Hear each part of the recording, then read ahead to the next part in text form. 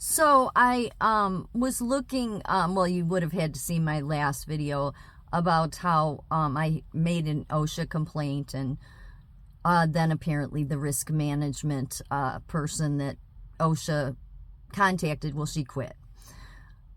But in the meantime, there's also a new chief nursing officer that's coming in. She's not just tied to the nursing associations. She's tied politically too. How convenient. So I'm starting to understand the term, sometimes you have to lose to know how to win. So I didn't know what psychopath chief nursing officers were like, and not all are that way.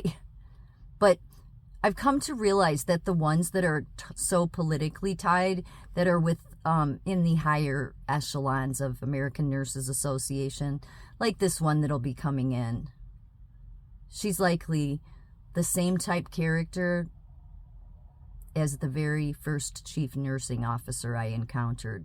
Now, most people would say, oh, that you don't know that. No, you just have to look at their backgrounds, and then you realize that's where the game is being played at American Nurses Association when it comes to the nursing profession. And many people do know this.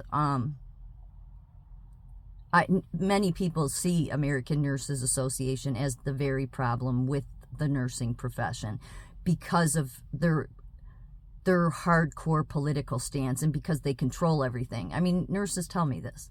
So now there's other nurses that think that they're just great. No, they're not. They're just a political socialist entity that nobody voted for, except they voted themselves within their circles. And many of their nurses come from these Jesuit colleges. And but not just that. I'm not saying that every nurse from a Jesuit college is somehow bad, not at all. It's more these certain ones that you can see in their career path that everything they got, they certainly didn't work for it. I mean, maybe they went to school, but they were put in certain positions because they were a certain type character. So there's the morally bankrupt chief nursing officers, and there's the great ones, don't get me wrong. But the ones that are that will go along with corporate when they know that staffing is so bad that, when your staff is getting hurt and you want to justify it away that, no, we have this is safe, and you're just morally bankrupt. But then there's the chief nursing officers that are brought in purposely, sort of like at my very first nursing job. She was tied to American Nurses Association, University of Illinois, Chicago, and it was all designed. But I didn't know that back then. I didn't know I didn't know nurses especially, and I don't think there's a lot of them, but I think the ones that are that type character, well, they'll go to any means they have to push their political sickness.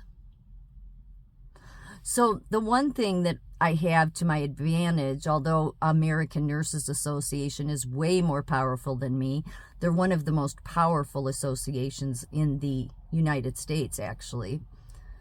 But that will be their downfall. Because I know the type character these ones that come in are. Especially looking at this new one coming in, her background. It's so obvious. So I wouldn't know that, though, had I not experienced that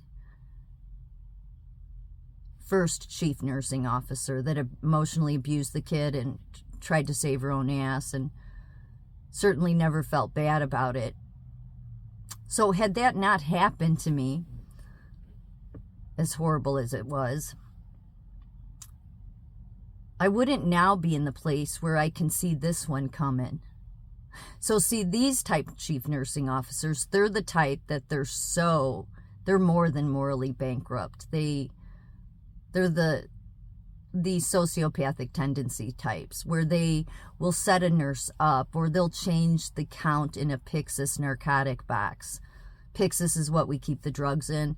So if the count is off, they'll make sure to change it so that they can get a nurse to quit. Because, see, the nurses that speak up, especially when they know what those nurses are saying is right, they have to get rid of them.